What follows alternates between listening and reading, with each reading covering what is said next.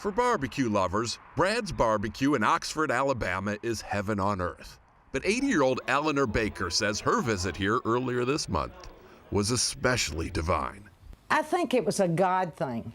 I think God sent me there. You think we needed the example? Yes, that people care about other people and how important it is. Eleanor is a widow. She lives with her dog, Rufus. And although she has a big family, they mostly live out of town. So Eleanor was alone the night she went to Brad's Barbecue. Security footage shows her entering, there in the purple. And at about that same time, these 3 young men arrived. They say they were just having a good old time. We was all just sitting there just talking. When Jamario Howard noticed Eleanor. An older woman sitting by herself. Jamario says he hates seeing people eat alone. And I seen that. When most of us see someone eating alone, we feel that way. But our sympathy never solves anything, and Jamario really wanted to fix this. So he got up from his table and sat at hers. He just came up and he said, I saw you sitting over here alone, and he said, do you mind having some company? And she said, go right ahead. And then I introduced myself, and she introduced herself, and that's just kind of how it all got started. They all ended up having dinner together. And it was just a really nice, pleasant evening. What those 20-somethings did that night speaks volumes about their character. But they say it wasn't entirely altruistic.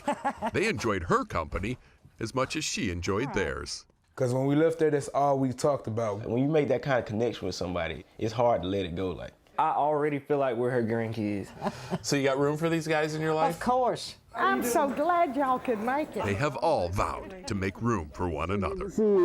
And certainly, if Eleanor's right, that God played any role in this, it may be to remind us of the joy that awaits just outside the bubbles we live in.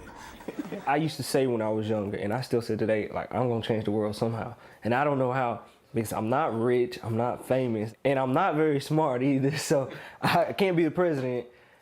But we can show the world that it's all right to be kind, and then before long, maybe the world will be a much better place.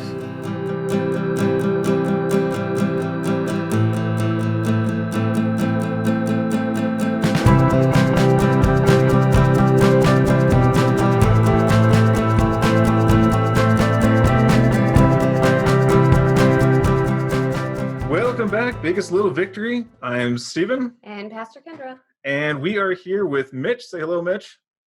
Hello, Mitch. Very good. He's very good at following directions. And that's classic Mitch. He's very good at following directions. So we got Mitch Harrigan today, and he will be joining us for this week's podcast, which is Game of Life. It's the end of this part of the Game of Life section that David finished up on Sunday. This one I titled Selfless Love, just to differentiate it from last week's, which was Love Life. So that will be up as of this podcast. It's not up, so somehow if you were checking for it and you're wondering where it is, that's because I forgot to put that up. But don't worry, it will be up at the same time that this is up. So if you have missed it, stop, go check it out, listen to it, watch it. We didn't have the same issues that we had last week, which was a lot of wind and a lot of craziness. This time around, we were in the Hobby Lobby parking lot, and it was so awesome because we had so much more space and much more room to worship and be together. So if you missed out on the last 2 weeks being with us, if you have the opportunity, come and worship with us in the Hobby Lobby parking lot. We'll be there for at least another 2 weeks. So that was Selfless Love was this week. So go check that out on YouTube or your favorite podcasting app. And then also that's where you will find this, is on any of your favorite podcasting apps. So Kendra, any announcements for this week? Well, nothing new. As per usual, give us a like on Facebook at Victory Christian Fellowship. Follow us on Instagram and on YouTube at VCF Reno. Follow us on Twitter at BLB Podcast. Zoom meetings. Every morning we have an 8 a.m. Zoom meeting where we are going through a little Bible study right now, and it's very, very enlightening and incredibly awesome. That's every day at 8 a.m. And men's fellowship is on Saturdays at 9 a.m. So if you are a man and you love God and you also love fellowshipping with other men who love God, join them, not me. You're not going to be there? No, I can't be there. At 9 a.m. every Saturday. All of the Zoom links will be posted on our Facebook. Our Lives devotionals are only on Mondays and Saturdays now, as we kind of ease back into a sense of normality. Those will be at 7:30, so keep an eye on our Facebook for when we go live. And if you have prayer requests, Pastor Liz is still taking those every day. She posts on Facebook where she would like them sent, and she sends them to the pastoral staff, and we all send up a special little prayer for that one person that you sent prayer requests in. So that's it for this week. All right. Well, we are going to get right into it. That little clip that you heard at the beginning was a little news story that I just really love sharing these little victory stories about the awesome things that people are doing. And we'll get into that, but we're going to actually start with these passages. We've got 3 different passages that David talked about on Sunday, and we're going to get into those right now. All right, 1 John chapter 4, verses 13. We're going all the way through chapter 5, verses 3. If you want to follow along with us, please do. Otherwise, just sit back and listen, and we'll go from there. We know that we live in God, and he lives in us, because he gave us his Spirit. We have seen and can testify that the Father sent his Son to be the Savior of the world. Whoever confesses that Jesus is the Son of God has God living inside, and that person lives in God. And so we know the love that God has for us, and we trust that love. God is love. Those who live in love live in God, and God lives in them. This is how love is made perfect in us, that we can be without fear on the day God judges us, because in this world, we are like him. Where God's love is, there is no fear, because God's perfect love drives out fear. It is punishment that makes a person fear, so love is not made perfect in the person who fears. We love because God first loved us. If people say, I love God, but hate their brothers or sisters, they are liars. Those who do not love their brothers and sisters whom they have seen cannot love God whom they have never seen. And God gave us this command: those who love God must also love their brothers and sisters. Everyone who believes that Jesus is the Christ is God's child, and whoever loves the Father also loves the Father's children. This is how we know we love God's children, when we love God and obey his commands. Loving God means obeying his commands, and God's commands are not too hard for us. So what was some of your impressions that you got from David's sermon on Sunday? I took some notes. There's some very interesting stuff in there. Church in New Testament times was outside. You didn't meet together in a church. There wasn't one. Synagogue was different. People came and taught and spoke, but the first church service was just after Pentecost, and people, the apostles were scared to death, but they were infused with the Holy Spirit, and they stood out on the balcony and just preached to everybody and said, hey, everybody, this is the way it is. And just people standing around there listening to it.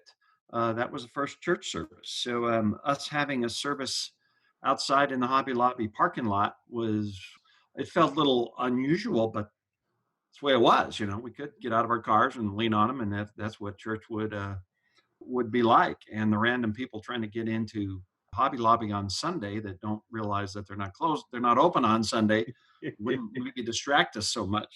We did scare away the little homeless guy that was leaning up against the building. I think with all of our honking, he just got up and left. We bothered him. Oh no! But there were other people sitting there listening. And I need to read that book, Embracing Exile. I haven't read it, but I've heard people talk about it a couple of times, that God, asks us to embrace the exiles. We should be a blessing to the world, and looking for a way to bless the world and to encourage the world is what we ought to be doing while we're in quarantine. We don't call it exile, but there's a lot of correlation between it. And then a bunch of other stuff. I could just tell you all my thoughts and we'd be done. But and we'd be done. No, I've heard Embracing Exile before too. There was a study that one of my Sunday school teachers was going through, and we were actually going to go through the book, and he was taking a lot of lessons from that. And it has a lot of good points in that book, and it has a lot of interesting points that make you think. just with the church being the way it is, where we don't really have that dominant influence anymore over society. Now we're kind of on the other end, where I think a lot of ways sometimes the church gets influenced by society rather than the other way around. Yeah. And what that means for us, as Christians, what that means for us now as the church, how do we go forward in being the church and not just responding to the way society wants us to? Yeah, it puts us in a tough spot. You have to actually sit and think about who you are as a Christian. What should you do? How should you respond? I'm a Facebook oversharer. I put a ton of stuff on Facebook, and I put a couple of things shared by the Nazarenes United for Peace. It's a fairly liberal group. I think they're out of Minnesota. I'm not sure. It's one that Allie has pointed out to me, and they have some pretty interesting stuff. It's not wrong. I don't believe it's wrong, but it goes against what society and what Christian society has deemed to be true. And boy, I posted one. I got a bunch of people arguing over the points, and I deleted it. They were my Christian friends arguing on Facebook over this, and I'm like, wow, that is not the way we're supposed to do this. We're supposed to love and encourage. So I always have been fairly careful about what I put out there. Most of it's just pointless humor, but It's not pointless. It fills everybody's day with joy. and that's why I keep doing it. I've had a lot of people tell me that. There'll be something that people post, and I'll do it a little different. And somebody that's never spoken or never commented on my posts says, "Hey, wait, what about this? You've been saying this kind of stuff. I miss those." And so I keep doing it. Yeah, no, it's always nice to find the funny thing in all the drama, whether it's church related or not. So true. But I mean, you're right. It's kind of like church is becoming politics, and it needs to not be that way. And That's not the yeah. point. Yeah, and it shouldn't be. We should be completely devoid of politics, but society takes some of the points and makes it political. Mhm. Yeah, and it's a tough balance we have to walk. And if you're struggling to find that balance, then you're in the right spot.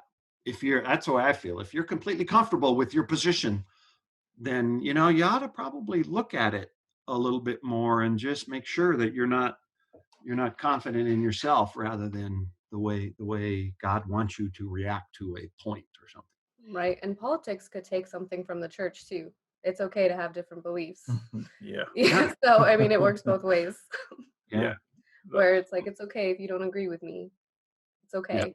Right. That whole idea of someone of a different viewpoint is dangerous to the health of the country. That's a horrible mentality to have, because that means you're saying, I can't work with this person Mhm. because they believe differently than me. If that's the case, then we're never going to get anything done. We're never going to make any progress in this country if you're just going to automatically write off 150 million people simply because they believe differently than you. Well, and in politics, that's what we've been doing for the last 10, 12 years or so. And everybody's tired of it. So we got here to talk about politics. Wow. I was just trying to compare the two without actually. Yeah. But a lot of the churches, different people, church people, Christian people, non-Christian people, that's what they get very defensive of their position. Well, Jesus got defensive of a few things. He the only time he got angry and upset, the things he got most upset about was he overturned the tables when people were making a mockery of the temple and selling things in the temple.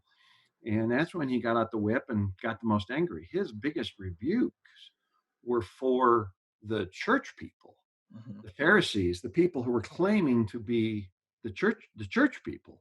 That's who he got most upset over. The people who aren't in the church, they don't espouse, they don't claim to have the same beliefs that we have. So, we love them. We love them, and hopefully they'll see through our love. But the struggle is, Jesus tells us that the way we know that we are Christians is how we love each other. And for me, when there's Christians arguing over some political point or something, that just rips my heart out, because that's exactly the opposite of how people are supposed to see that Christ is real, because Christians, we love each other. It's what we're supposed to be doing. regardless of differences. Yeah, Mm-hmm. it's if we're looking at the Bible as the love letter that God gives to us to tell us about how much He really is just trying to get our attention and get us to understand His way of doing things, then it should be a hopeful letter that we're telling each other this, that hey, here's what I found. This is so exciting. I want to share this with you. Not hey, your life is horrible and I think you're an awful person. So live the way that I want you to. Right. Right. I don't know how many people that's ever worked on. I think at this point the church has kind of realized that that is no longer a useful tactic of making people feel Yeah. bad. I think they've kind of realized that it's a failed technique. Yeah. Usually people end up coming to Christ because they saw you do something you didn't even really know you did, or they saw something, that, and they go, is that really how it is? And then they'll come and ask questions. And that's the people around me that I've known that have come to Christ. That was it. It wasn't because I was out beating on their heads with the Bible. It's because they saw something in a either in me or in somebody else. Not me, but they've asked me about it. How is that really how that works? And then they want to dig in a little bit more because they see something in you, not because of something you specifically do. And so that reminds us that we need to always be loving of each other.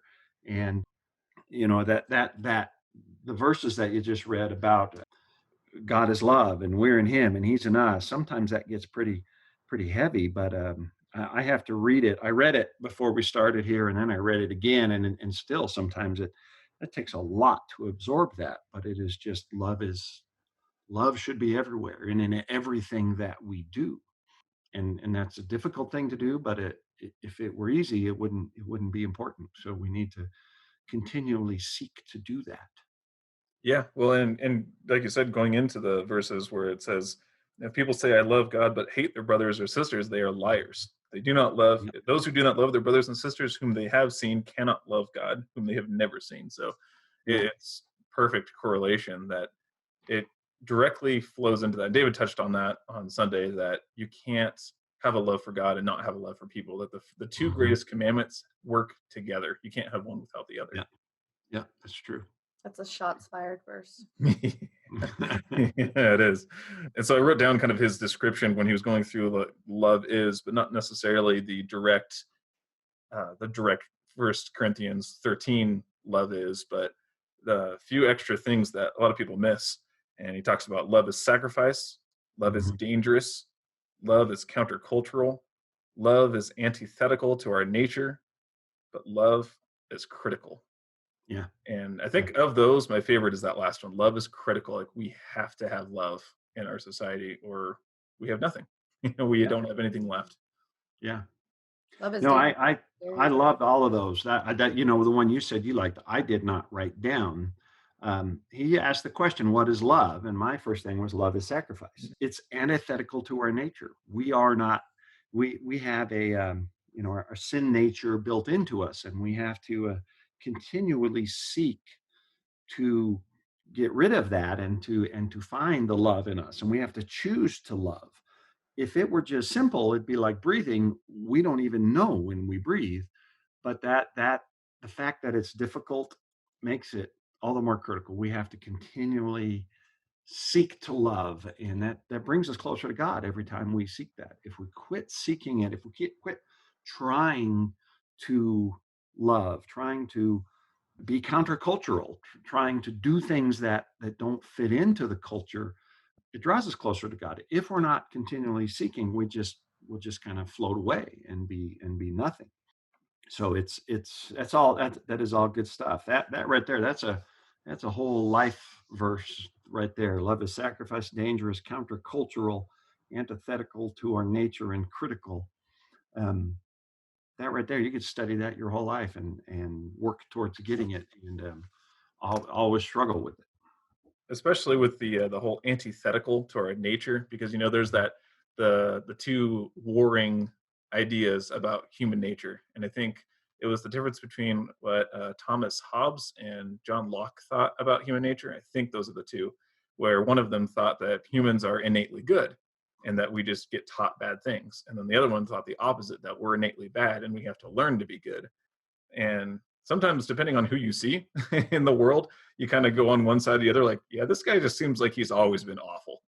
And like, he needs to learn how to be good. Like, it just seems like this is not something, it's too easy. This guy is, it's way too easy for him to be the bad guy. And then other times it's the opposite, like, oh man, he seemed like he'd be such a nice guy, but too bad he's hanging out with the wrong crowd. Yeah. And in every crowd, there's somebody who seems innately good and innately bad. The thing for me, and I don't know the names of people, but I don't know if this is correct. Oops, excuse me. Sorry about that. That's my cell phone going We're on. getting copyright infringement now. Sweet home Alabama. We'll make sure to revert the bill to you. Okay, good. You mentioned John Locke and somebody else, but I believe it's the Nazarene doctrine of we have an innate sin nature, and for me it was realizing, somebody used this story, but I saw her. I became to Christ at about the age 17 or 18. And I had no idea. I just thought I was a good person. I'm not, I was that guy who didn't get in fights and didn't drink and didn't cuss and didn't do all that stuff. I told my girlfriend at the time, who is my wife currently, I said, I'm a good person. I'll make it to heaven. And she said, no, you just don't. That's not the way it works. Sorry. And she just believed that so strongly. I'm like, well, wait a minute. That goes against everything I believe. I didn't know who God was and didn't do that. So I learned and I accepted Christ, then began my learning of how God works and how that all happens. Well, we had our daughter was probably 3 months old, wasn't talking, was nursing or something, and you just see that sin nature in a child. They don't get what they want. They scream and they yell and they bite and they and you're like, wow, wait a minute, and when I saw our daughter do something out of anger, and my wife just gave her a little pop on the fanny. It wasn't a swat. It was just a, hey, no. And she stopped and she big eyes and she's looking around, and it's like, we have to learn how what is right and what is wrong. So we're born with that. We want to get what we want. We are born completely selfish. And it takes a lifetime to get away from that. And we need to live in an environment and see how love works and how people love each other, so that, wow, we can learn to do the same. And eventually, when Christ comes along in your life and you realize who he is, and he helps us to move further along in that journey, it's a glorious time. Yeah, right. So I'm firmly on either one side or the other of those guys you mentioned. I think we have a sin nature. We're born with it. Right. Yeah, I think that's kind of just inherently, because what's one of the first words we learned is no. Yeah. It's not, because I'm sure parents say both. They say yes and no, but it's no that we hang on to, right? So I think there is a little bit of truth in that. I think when we choose love and we choose to believe in love and believe in God, like, our response is love. We choose to believe in who God is, especially if we choose to believe that God is exactly who the Bible says he is. Our response just becomes love. The more that we get to actually know him rather than know about him would be the difference. I would think that we can know about God, but once you actually start getting to know him, the more time you spend with him, I think that just means your response becomes more loving. Well, that's how people become friends. You spend more time with each other. Yeah, that's it. True. That's true. You don't just say, hey, we're friends now. If somebody did that to me in public, I'd be like, please do not touch me. And I'll be your acquaintance for now. Yeah, instant friends is it's not really heard of. No, and that's not, it's pretty instantaneous finding the love of God, but it doesn't just happen and then that's it. Right. That's it. Okay, everything's fine. No. It's a job. Yeah. You've got to do a little follow-up after you click the add friend button. Yeah, That's true. it's a multi-interview process. Multi-interview. Let's sit down and see if you're going to work out. Not like that. You know what? We'll be in touch. Thank you so much for applying. Boy, there's already enough of that in real life as it is. I don't need that for friendships too. Oh gosh. Man, so Kendra, you cut on to love is dangerous. Is there anything that you want to expand on that, or you want to just kind of go with Daniel? Like go into Daniel on that? No, let's go into Daniel. Awesome. All right, Mitch, can you read Daniel, that verse? All right. Daniel 3:12 through 18. That is it. But there are some Jews whom you have set over the affairs of the province of Babylon, Shadrach, Meshach, and Abednego, who pay no attention to you, your majesty. They neither serve your gods nor worship the image of gold you have set up. This is King Nebuchadnezzar's friendly advisors talking to him about the three Jews who don't listen to him. Furious with rage, Nebuchadnezzar summoned Shadrach, Meshach, and Abednego. So these men were brought before the king, and Nebuchadnezzar said to them, "Is it true, Shadrach, Meshach, and Abednego, that you do not serve my gods or worship the image of gold I have set up? Now, when you hear the sound of the horn, flute, zither, lyre, harp, pipe, and all kinds of music, if you are ready to fall down and worship the image I made, very good. But if you do not worship it, you will be thrown immediately into a blazing furnace. Then what God will be able to rescue you from my hand?" Shadrach, Meshach, and Abednego replied to him, "King Nebuchadnezzar, we do not need to defend ourselves before you in this matter. If we are thrown into the blazing furnace, the God we serve is able to deliver us from it, and he will deliver us from your majesty's hand. But even if he does not, we want you to know, your majesty, that we will not serve your gods or worship the image of gold you have set up." Z formation. I really hope your mic picked up the finger snapping. I will not worship that. I Suppose they said that with love and peace in their hearts. Those are some strong boys there. Shadrach, Meshach, Yeah, and with Abednego. names like that, you have to be. Those are great names. I loved, first of all, I love that you gave the breakdown. You're like, by the way, this is King Nebuchadnezzar. Here's the situation. I love that you just like set the scene for everyone who's like, because we jumped in kind of right in the middle, because they were trusted advisors. They were people who he trusted,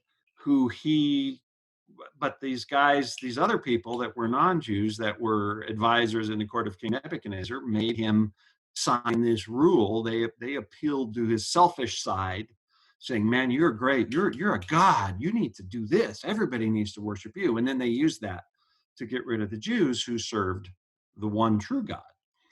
But he had to follow through. So he did, and they lived. yeah, no, and I think just that confidence of our God can save us. It's like they knew what the furnace was. They knew what that meant. They knew what was at stake, and that didn't scare them for a second. They were just like, our God can save us from that. That's nothing. That's not going to stop us. But just the confidence. They did not foolishly say, "Oh, God will protect us." They said, "Well, if this is what God chooses for us, that we burn up in the fire, that's okay. We're still not going to worship you or the gold statue that you made." They're like, that is against what God tells us to do. So we're not going to do that. And yeah, they weren't just foolishly going around and doing it. They're like, "Yeah, we're not doing it. Do what you got to do." Right. Because they were confident in God, in whatever he had for them. Yeah, it's kind of like, it's different. And that's true. They were so confident in who he was that it didn't matter to their faith whether or not they were saved or not. That didn't waver their faith. But I like that it's not them being foolish. It wasn't them just being like, "Oh, we're just safe no matter what. We have supernatural protection. You can't touch us." It was more of an understanding of that God can save us if he wants to, but that's up to him, not up to us. I think I've seen that. We've seen that sometimes in our culture. We have people that do things and they're just like, oh, I'm impervious. I'm a Christian, so can't happen to me. And It's not a force field. yeah.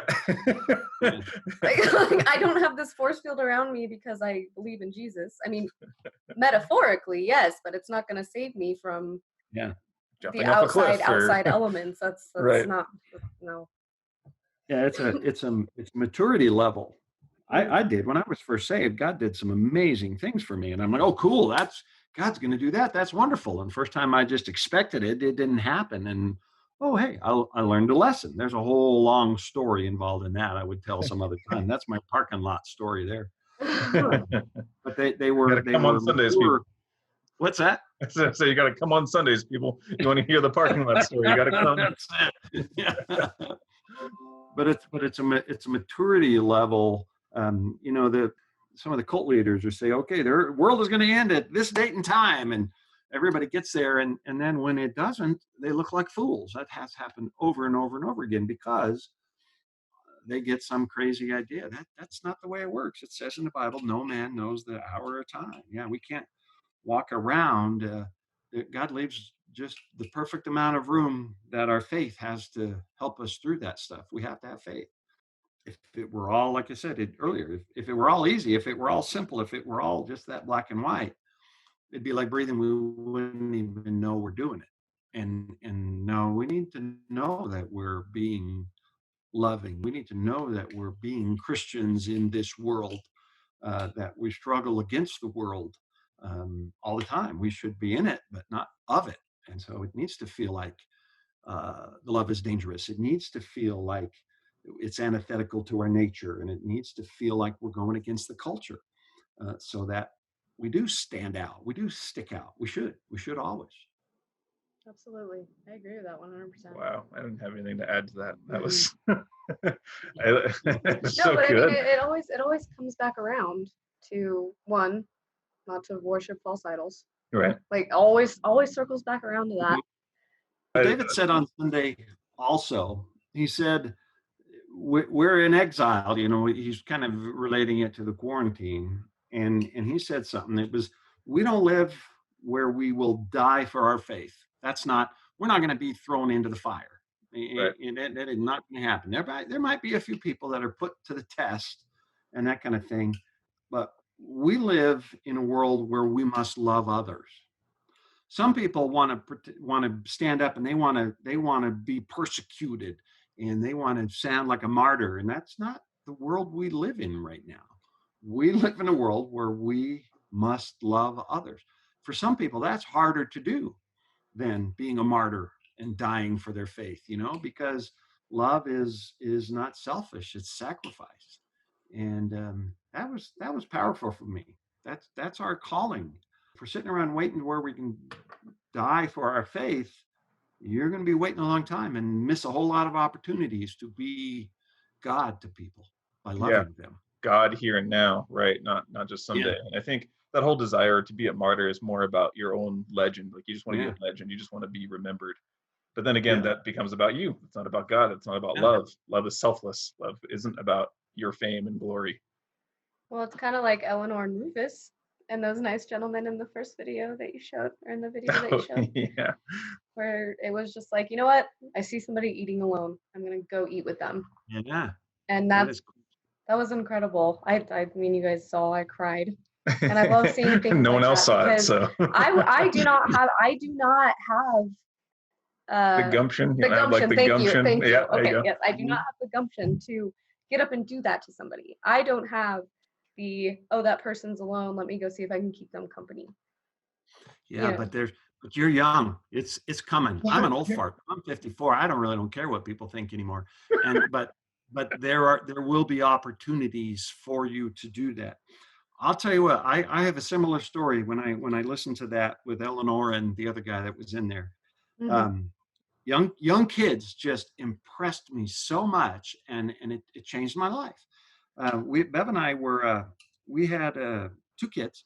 Our son Keith was very young, and he had just been released out of the hospital after being born. I don't know, he was probably 5 or 6 months old, and he spent the first month of his life in the hospital. And we were eating, this is back in the day before they outlawed smoking in restaurants. We were at a Pizza Hut in Carson City and ordered pizza, and we sat down, and these kids walked in. They were probably, 18, 19, 20, walked in, sat down at the table and lit up their cigarettes. And I'm like, oh, I'm going to have to go tell them, because our son he had some respiratory issues. No, you can't smoke.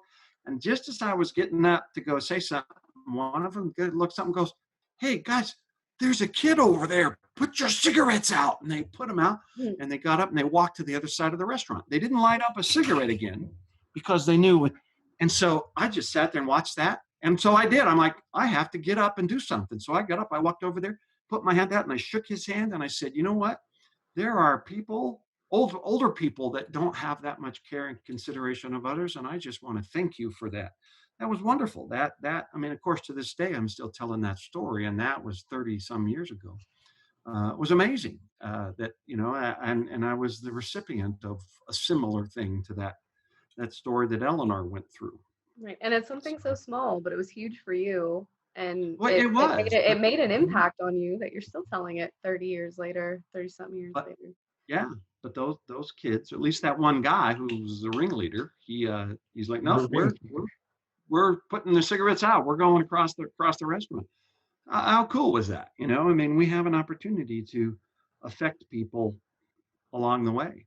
I want to live in a world where I rub up against those people who I'm countercultural against, so that I can have an impact. I want to live there. I don't want it to be so easy that it's like breathing. I want it to be uncomfortable sometimes, so that's the only way we're going to be able to make a difference, that we're going to be able to do that.